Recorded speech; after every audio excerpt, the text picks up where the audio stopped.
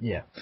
Then what happens is they all get this briefing saying, "Oh, we found rocks. We found patterns in the sky or in caves. We found cave drawings." It's the diagrams on the pictures all had like a kind of constellation. Oh yeah, a constellation. They matched this up into space, and they find that it's a moon called LV223. Yeah, and this is the thing. It's not set on the planet in Alien. Oh, is it not? That was LV426, I think. I thought that this was the planet where. Oh. No, this entirely new planet. They go on, and it's way before they discover the ship on the other one. So that's set nowhere near the alien planet. Right.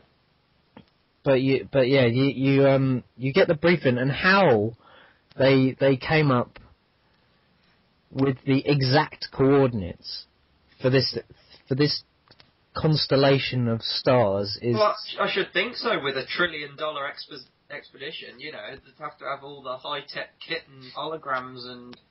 Yeah, I know, and the super telescope. I think has space travel sort of in what a good 90 years come leaped that far forward. Well, we're meant to have hoverboards in 2015. Who knows? Wow. Yeah. But anyway, at this briefing, just was it Naomi Rapace?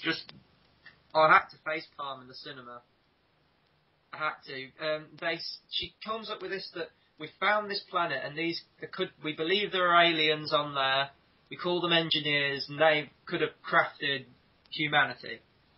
And then this guy, this Byfield, this punk rock douche, just asks, "How do you know this? What facts have you got to back this claim?" And she just says, "I don't have anything, but it's what I choose to believe." I thought that's not how science works, though. It's not, and how you can fund $1 trillion expedition on what someone believes without physical proof is an entire question in itself. See, now they ask these questions, not before they got on the Prometheus. Now, they ask them when they're there, when they've spent 2.5 years in cryogenic sleep.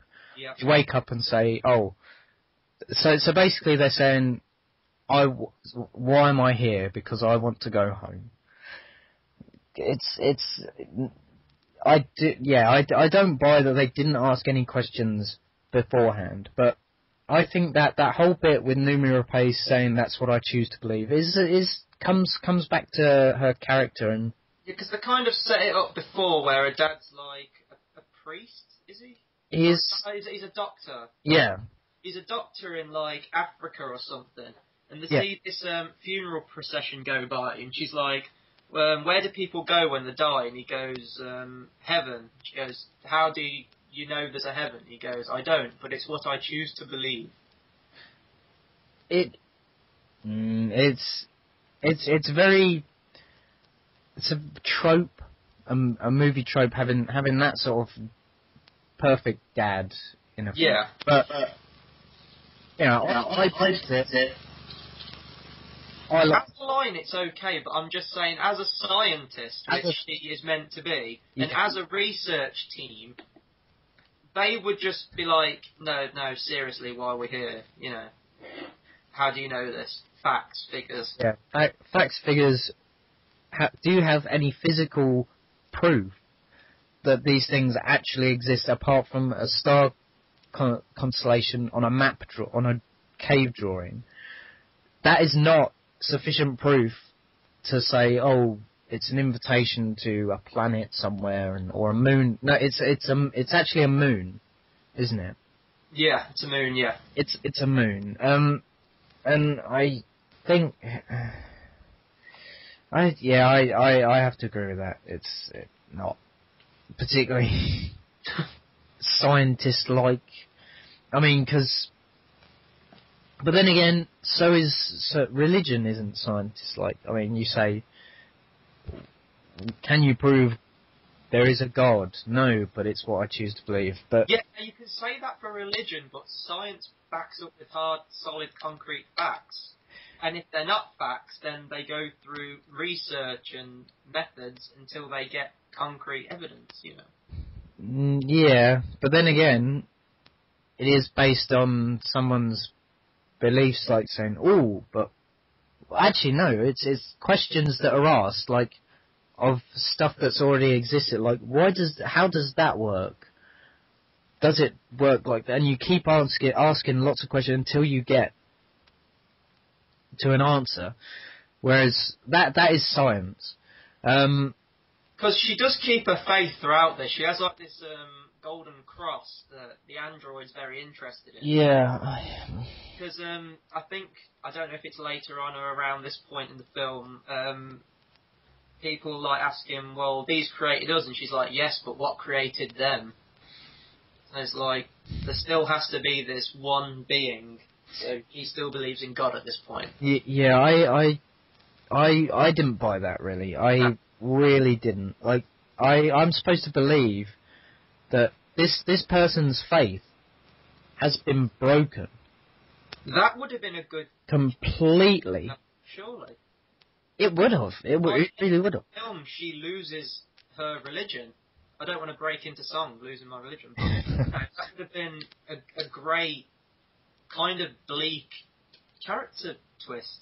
Because we're supposed to believe, because I mean, everything in, like, the Bible, Christianity and things, says that it was on Earth. So, having existence of aliens kind of breaks that whole religious aspect of that, of her. Yeah, you think that would just shatter her faith right there and then. And she break down and, you know, yeah, become extremely depressed. Because, I mean, I don't know about anyone else, but I certainly, if I was at all religious and someone had, like, there was, you know, you can have proof that it's not true, but you can still believe it. Yeah. Unless I actually, so if I went to this planet and saw these aliens and thought, my religion is a lie. I was created through means of genetics and evolution, and Darwinism is correct. What I believed was a fabrication. I would just break down. I would not be able to cope with that realization that, you know, I've been believing a lie. And that would have been a very good, sort of thing, a plot. Her character would have actually have gone on a journey, an emotional journey, rather than just a physical one. That's true, and that's just what I felt that a lot of these characters were lacking, was any kind of journey or development. Yeah, I think as well. So you get you have that bit where there's the conference. Yeah. Then should we describe the characters now? Because this is kind of where we meet the characters. Oh yeah. Rundown maybe. Oh yeah. So Fifield, bland. Yeah. Glasses guy, bland. Charlize Theron, robotic. She's meant to be the whole hard ass, hoorah, I'm military, I am, you know, supreme on this shuttle. You know, yeah.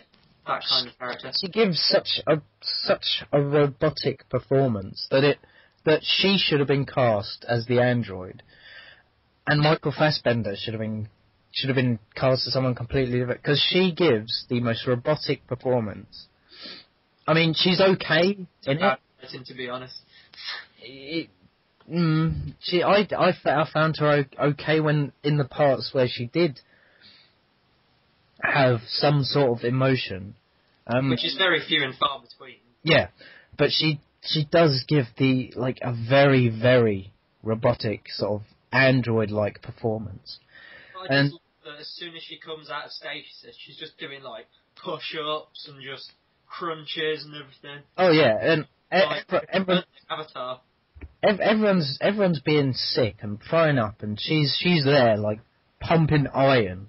I'm a hard ass. Who else have we got? We've got Idris Elba, the captain of the ship. Who's like, just, fuck you. One likeable character on this shuttle. He is, and I love his, he basically tells everyone to, he says, fuck it, I'm staying on this ship. You lot, you can go out there, I don't want any part of this. And in general horror film terms, I mean, it's a cliche, but it happens in most horror films anyway. The black guy always dies first. Yet, so it's refreshing to see. That's Prometheus breaking down boundaries, It's fun to see Idris Elba say, "I'm not stupid. I know how horror films work." Then you've got his other two kind of co-pilots who have no character definition at all. I just know that one's an Asian guy and one's this other white guy who hangs out with the Asian guy, and they have this running gag where they're betting as to if they find life down there, wasn't it? Yeah, and that doesn't work. They have no personality. They have no. They're bland as well. Everyone in the film, apart from Idris Elba, David, and I would say Noomi Rapace as well, is a bland character. Oh, did you also see Game of Thrones briefly? Liza Aaron, Caitlyn's sister, was in the crew. Oh yes, she was. She played the medic. Is it Ford? Yeah, she was. She yeah. She was, wasn't she? I peeked out about Game of Thrones when I saw her on. Yeah. Your main two of the cast is Naomi Rapace as Elizabeth Shaw and this not Tom Hardy stand-in Logan Marshall Green, Charlie Holloway. They're your two main characters there. Yeah. But anyway, going back to the plot, they land on the planet. Everything seems great. They're all buzzing to go and find some alien life. They find a big sort of. She calls it a pyramid, but it's it's a cave. A pyramid is a shape, and that is not pyramid-like. No.